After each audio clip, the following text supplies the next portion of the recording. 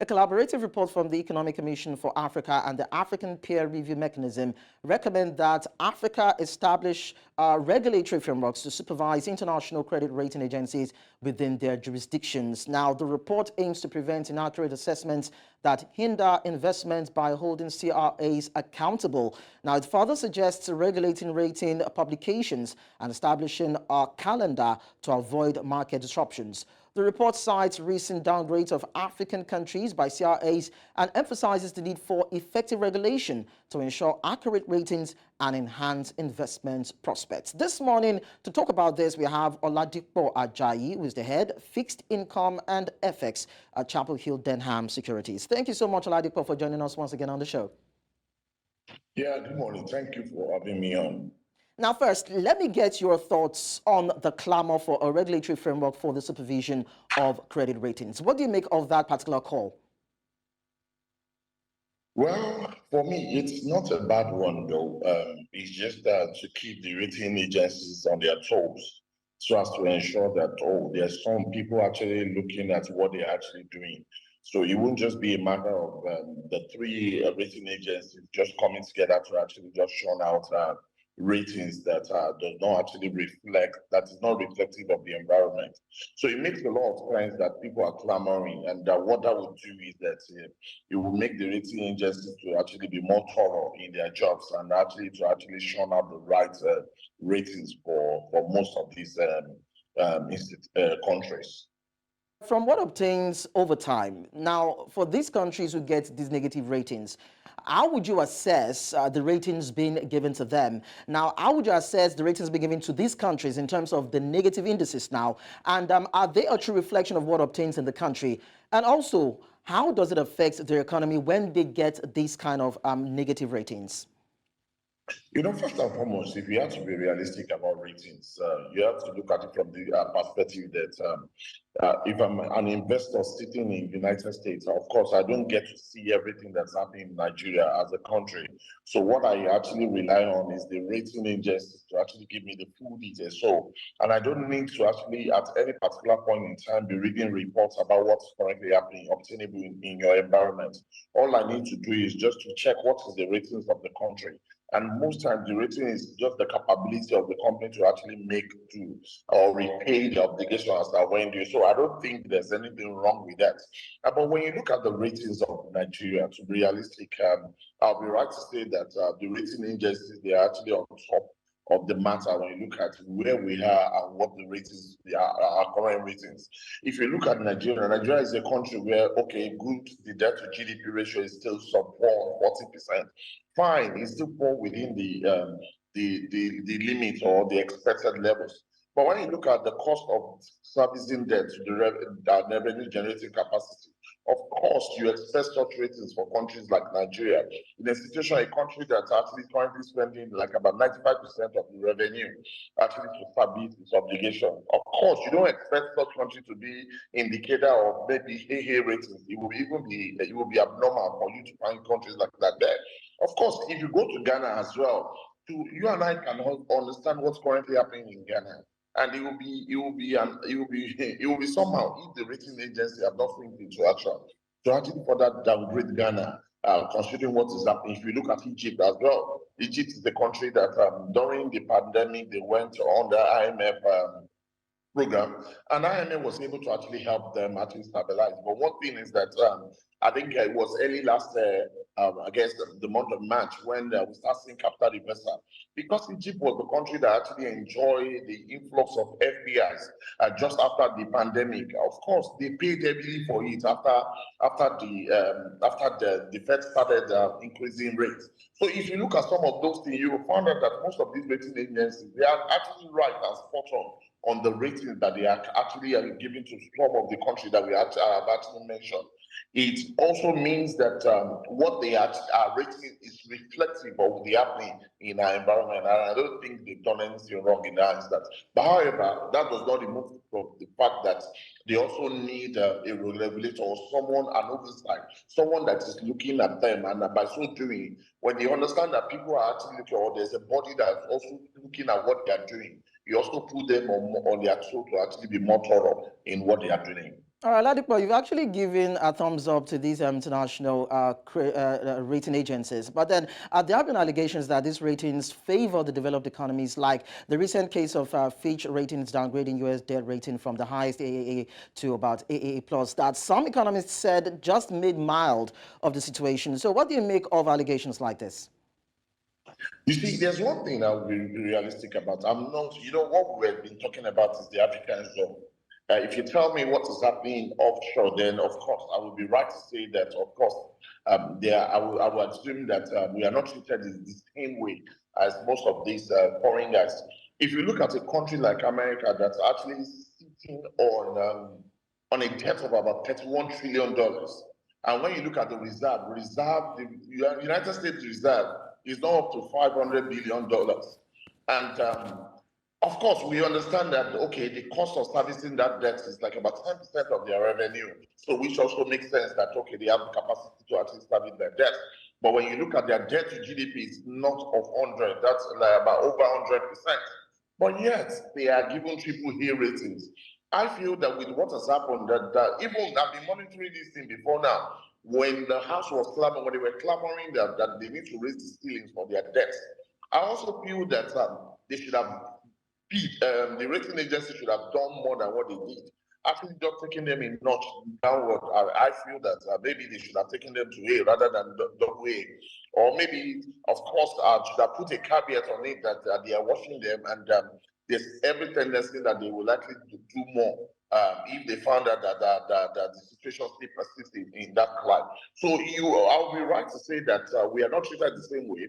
But when you look at the rating for the African zone, I'll be right to say that what's currently happening in our zone, I think the ratings that we're having is in line with what's happening.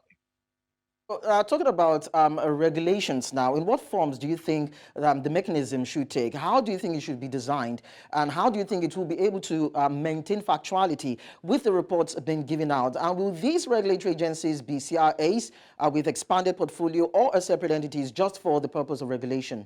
How do you see it? I think what we just need to do is that AU just need to have a part of the body of AU that is started with the responsibility of monitoring the ratings, these rating agencies. Their duty is to review their rating and actually give an exception where they feel that it's necessary. What that would do is that will help to clear the air on some of those mixed feelings about the outcome of the rating shown out. So I feel that it is very necessary, and I feel that it will be the duty of African Union to actually come together as a body. If you look at it physically, this year 2023, about 5 African countries have been downgraded, and they are key African countries. We are talking about countries like Egypt, Morocco, Kenya, Ghana, and even Nigeria. So when you look at that from that perspective, because what that would do is that it makes it very difficult for Africa to actually attract financing from foreign portfolio investors, even foreign direct investors. Because some of the things you look at the capability of this environment to actually repay my funds as I went due. And if you see that it doesn't look like they have a formidable or a great credit rating, what that would do to you, you would rather push your funds to maybe to other zones rather than pushing it to African zone. So I also think that African Union, you need to create a body that is actually with that responsibility. And their duty is to actually review every rating of these rating agencies. And if need be, they should actually write out their own exception around what they have to be done. All right, so should there also be a rating calendar that tries to eliminate issues around disruption on the markets, and of course that could, of course, talk about ambiguity when it comes to reports being given out? So what do you make of that? Because some people have said that it could have an effect on the objectivity of these reports being given when we have a calendar that might not really be regulated and might, of course, spring up some kind of confusion when it comes to the details being given out. What do you think? Sincerely speaking, there's a written calendar. But however, when there needs to be, you need to actually do like an impromptu re-rating of emissions. And for example, let's say, for example, currently, let's say, for example, that the rating calendar states that every half year, you understand? So it simply means that, okay, you'll be rated in June and you'll be rated in December. Imagine something happened in July that actually nullify what your assertion in June. Of course, you not wait till December, because what you have done is that you have put, by waiting to December, would have been putting a lot of investors in jeopardy by actually waiting till December, because a lot of them would have come in between your July to December. So, and as a result, they could be making bad decisions in that regard. And one thing about ratings is that it's not only the fact that it will actually push funds away from that zone. Also, what it would do is that it gives investors the right pricing idea on how to price your investment. If I'm actually putting my money in a double B rated environment, I would not be expecting the same return from a triple A rated environment. So what it means that I know I'm taking higher risk. So the higher the risk, the higher the return. So as a result of that, I'm pushing my fund there. I'm expecting better return than what I'm actually doing in an environment that's A rated. So I agree with the fact that there's a calendar which is already there. But there are times where you will need an exceptional meeting or re-rating of such a country. And I think I also agree with that. It's just like you're talking about monetary policy committee. There are times that you need to have emergency meeting to actually quickly sort issues that's actually pending out, rather than waiting for another 2 months before you make your final decision, because things could have gotten worse before then. So I agree with the fact that there should be a calendar, but I'm also in line with the fact that when need be, there might be an exceptional cases where you need to actually quickly convene and re-rate a country. And like I mentioned, if AU has set up a body in such regard, whatever you have done in that instance, I'm sure they will give it that an exceptional thorough review to ensure that it is right and it is the true view of the environment. All right, so talking about having a right detailed factual report that gives a true reflection of what obtains in the environment, we've heard that there is reports also actually tilt towards herding behavior amongst the rating agencies when it comes to the details they give out, whereby one agency will not want to discredit another report by another agency. And when we have this kind of herding behavior, whether or not it's true, we have them tilting towards a particular direction. So what do you make of this kind of behavior? Well, for me, I feel that most times I try to read most of their reports, and to be realistic, most times I see that their reports and the exceptions that they actually highlighted in their report actually reflects what's happening in that environment. And maybe sometimes you just feel that, okay, maybe the level of downgrade should not have been as enormous as what they actually implied at that particular point in time. But however, we will know that of course they need to do something around that angle. When we look at the heading behavior of the fact that okay, S&P, what S&P has done, the Fitch is following suit and the Moody is also following suit, and all of them are now making the same assertion, or actually making the same point. What we have said earlier on, that when you have a body like the AU that is actually monitoring these people, when S&P release a report and they quickly come out, do a review on the report and raise an exception, before the Fitch come out with their own report, they would have factored in most of those exceptions that the body that is representing the African zone that is actually regulating or monitoring these rating agencies have raised. One way or the other, Fitch and the other rating agencies into their pot. More credible report than what has actually initially been shown out. So I believe that having a monitoring team among AU will help to solve this situation. All right, so I know that Nigeria has at least 3 credit rating agencies, namely Augusto and Company, Data Pro Limited, Global Credit Rating. But it seems as though the rating industry recognizes only 3 major world players. We talk about Moody's, Standard & Poor's, and Fitch IBCA. So why is that so? And what do you think these local credit rating agencies can also do to be at par in terms of pedigree and quality of reports or ratings being given, well, locally or probably when they cover other areas? When you look at the local rating agencies, they are doing their bit to actually be at par with other international rating agencies. But just the issue is that if you're an international business, you can not only rely on your local rating agencies as a factor to attract foreign investors.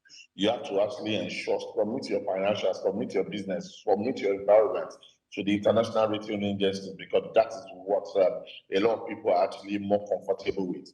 Most investors will not want to actually rely on what KPR is saying or what Augustus is saying. They want what an international, or they feel that an international rating agency is more independent, and when it comes to that regard.